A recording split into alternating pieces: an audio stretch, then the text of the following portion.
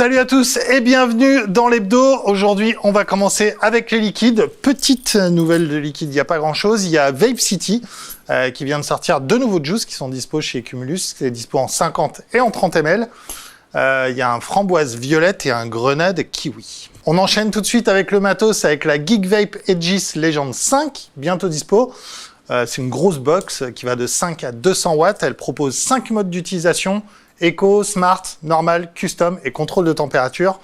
Double accu 18650, écran couleur TFT.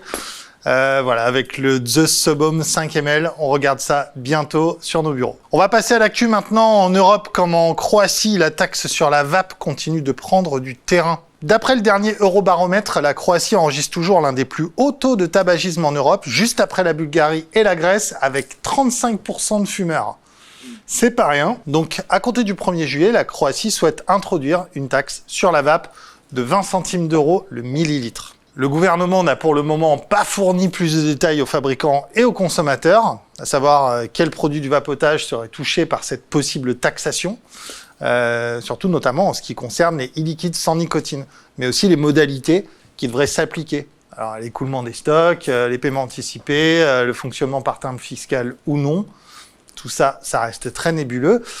Si le gouvernement croate se félicite de cette réforme fiscale, invoquant les avantages pour la santé publique et un apport supplémentaire de 74,7 millions d'euros dans le budget de l'État, les contestations se font nombreuses. Notamment, Alberto Gomez Hernandez, qui est membre de la World Vapers Alliance, qui s'indigne.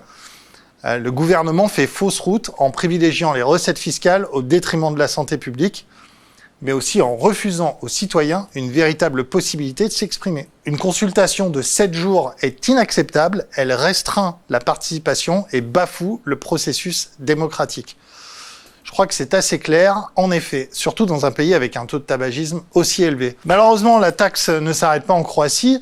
L'Europe travaille à l'instauration prochaine d'une taxe sur la vape, selon un document qui a fuité. L'idée d'une taxe sur la vape se fait plus concrète chaque jour. Un document officiel fuité des bancs de l'Union européenne l'a confirmé. Dans l'ombre, la Commission européenne travaille en effet à l'élaboration d'une proposition de loi pour 2025. Et les lois d'accise se veulent salées. Dans le document de travail, plusieurs pistes de taxation sont envisagées pour les produits du vapotage.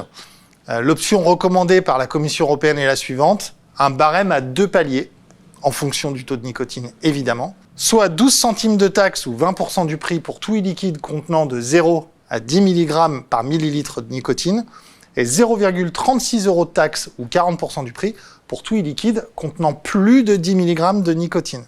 Comme prévu ici par la Commission européenne, aucun produit du vapotage n'échappe à l'accise, pas même ceux sans nicotine. Les personnes fumeuses seraient donc les premières à subir la taxation, car ce sont elles qui ont le plus besoin de grands apports en nicotine au début de leur sevrage, comme on le sait.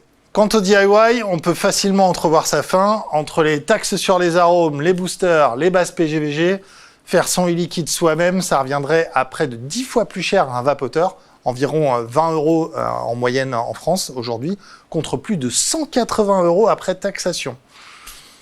Et la Commission européenne n'en ignore pas les effets. Comme elle indique dans son document, elle s'attend à une diminution des ventes du produit de vapotage de 17%, mais elle prévoit aussi d'en retirer plus de 500 millions de bénéfices fiscaux pour l'Europe. Le calcul est vite fait, on comprend mieux l'objectif d'une telle mesure de santé publique. À l'heure actuelle, ce document n'a évidemment rien d'officiel ni de définitif. Pour devenir effectif, cette proposition de loi doit d'abord être officiellement déposée, puis validée par le ministre des Finances à l'unanimité. En cas d'approbation, les États membres devront alors se plier à cette nouvelle législation européenne. Ils devront aussi la transposer dans le droit national, généralement sous 1 ou 2 ans, sous peine évidemment d'avoir des amendes. Toutefois, s'il reste bien des étapes avant qu'une telle mesure ne voie le jour en Europe, n'oublions pas que rien n'empêche le gouvernement français de taxer la vape à échelle nationale. Alors, l'idée avait déjà été lancée lors des débats sur le budget en 2025. Il y a donc fort à parier que d'autres propositions de cet ordre referont surface en fin d'année lors du vote du budget 2026, ce qui a été un petit peu annoncé par notre ministre de la Santé récemment. On va finir avec un petit proverbe d'Audiard, un proverbe ou une citation. Il a dit un jour « Les conneries, c'est comme les impôts, on finit toujours par les payer ». C'est tout pour moi aujourd'hui. Je vous souhaite un très bon week-end et je vous dis à lundi à 22 h sur la chaîne pour votre émission VAP, comme d'habitude. Très bon week-end à tous. Ciao, ciao.